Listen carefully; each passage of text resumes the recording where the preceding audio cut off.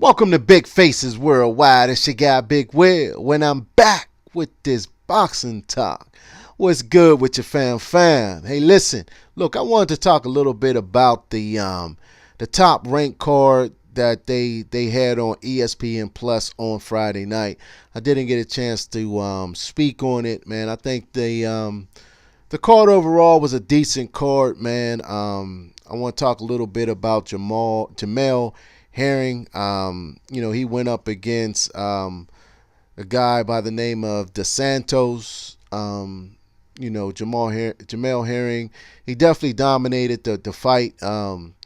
He knocked the guy Dos Santos down in the first two rounds. But to me, Jamel Herring, he can box. You know what I'm saying? Definitely has skills, but I just don't see him as an elite fighter. I just don't see him as being able to beat any of the champions in the weight class right now.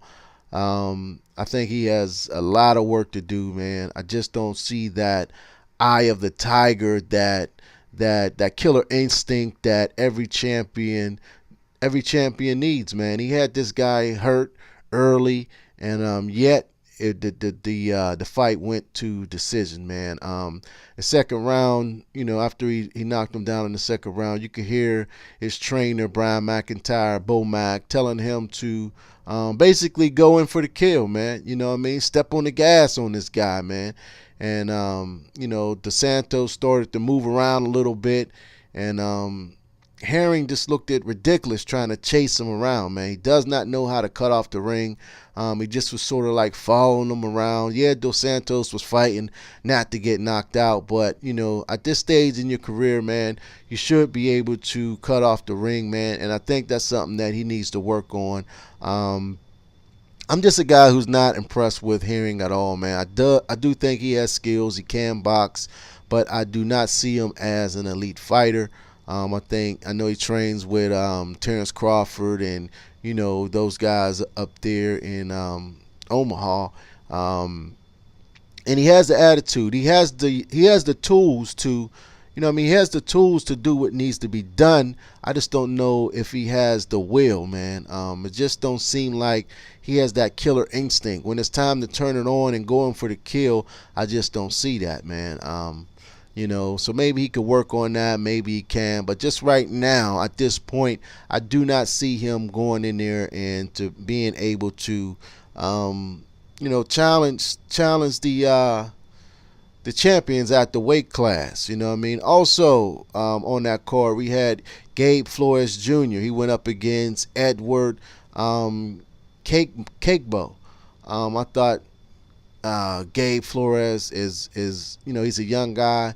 I think he's a monster, man. I think he has a very bright future.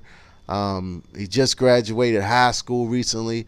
You know what I mean? He's hungry and looks like he's dedicated, and he has that killer instinct. Like when I'm talking about killer instinct, I mean the desire to go in there and win at all costs, to go in there and hurt his opponent, man. Gabe Flores looked it very good Friday night, man. I'm looking forward to seeing more of Flores, man.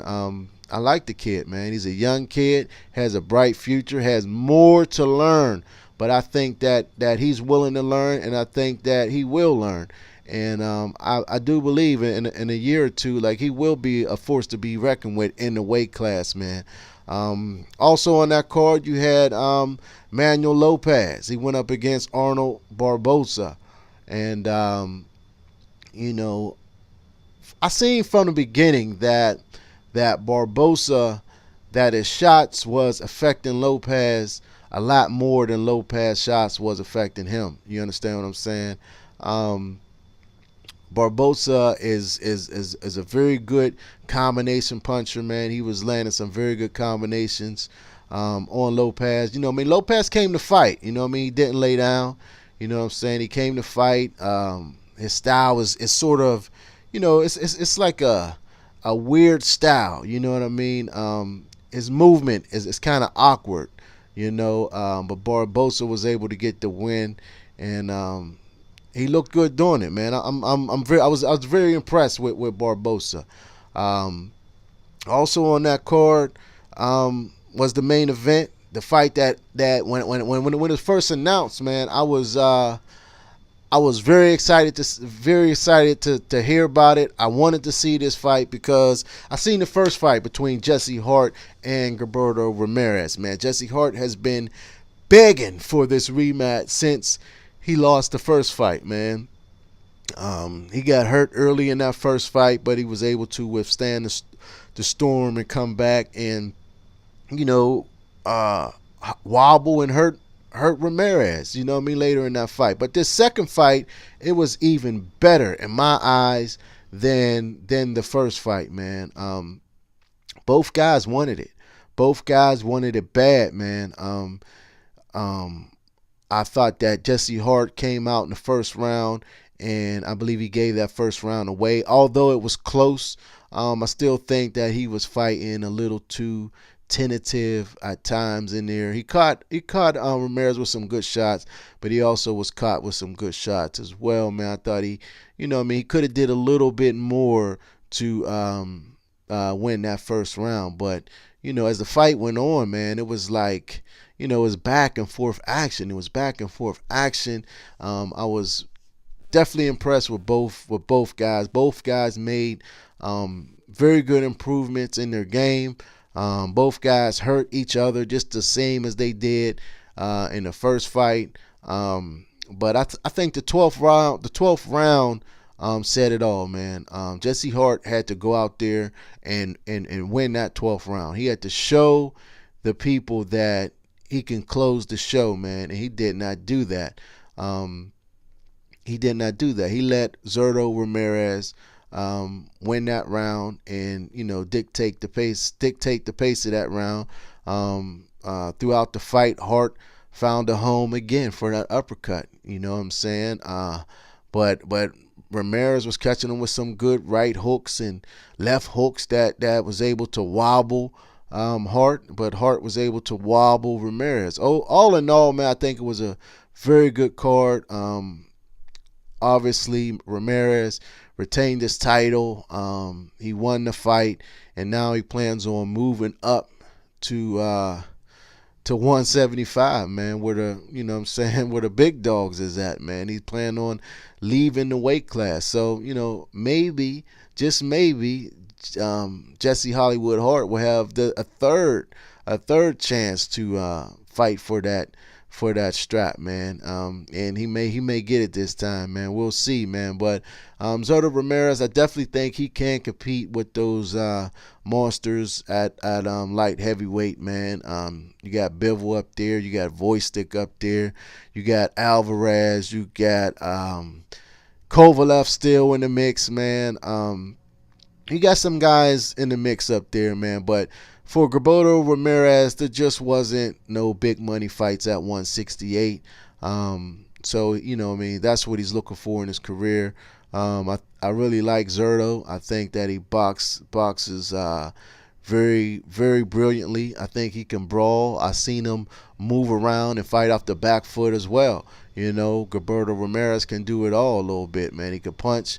He's not a one-punch knockout concussive type of puncher, but he does have some pop in his punches, and I think, at the light heavyweight division, he can get those guys a run for the money. There's some competition up there for him.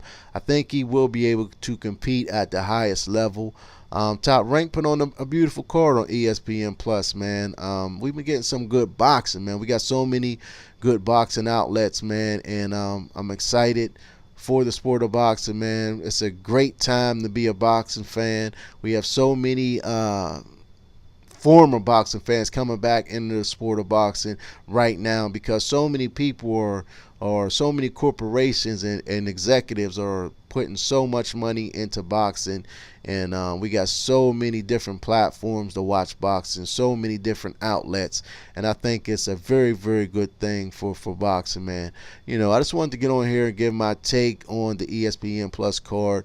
I did not give it that night.